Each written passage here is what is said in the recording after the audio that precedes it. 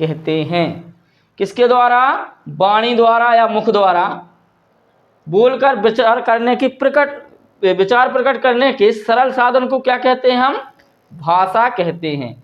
अब भाषा में 2 नंबर पे आता है क्या? लिखित भाषा। जो हम अपने विचार लेखनी द्वारा, किसके द्वारा? ये कलम द्वारा, लेखनी द्वारा, कलम द्वारा, किसके द्वारा? कलम द्वारा, लेखनी द्वारा लिखकर विचार प्रकट करते हैं, उसे हम क्या कहते हैं? लिखित भाषा कहते हैं। या तो फिर हम इसको क्या कहेंगे? जो हम अपने विचार को लेखनी द्वारा लिखकर विचार प्रकट करने के सरल साधन को क्या कहते हैं?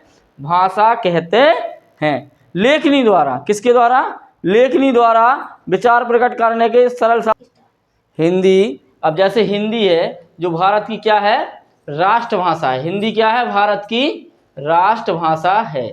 संविधान ने इससे सुरक्षा प्रदान की है। संविधान ने इसे सुरक्षा प्रदान की है कि हिंदी क्या है? भारत की राष्ट्रभाषा है। संविधान सभा में लंबी चर्चा के बाद 14 सितंबर सन 1949 को हिंदी को राजभाषा स्वीकार किया गया। किसको राजभाषा स्वीकार किया गया? हिंदी को।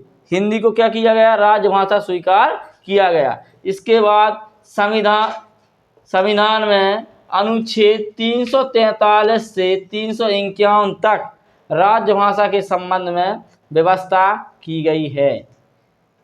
अब हिंदी भाषा भारत की राष्ट्रभाषा है। इस संविधान ने इसे सुरक्षा प्रदान की है। अब हिंदी हम किस लिपि में लिखते हैं? जैसे हिंदी हम लिखते हैं देवनागरी लिपि में। किस में लिखते हैं?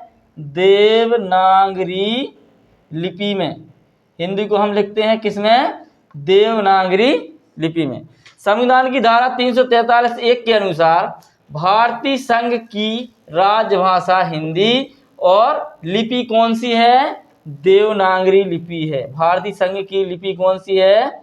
देवनागरी लिपि। अब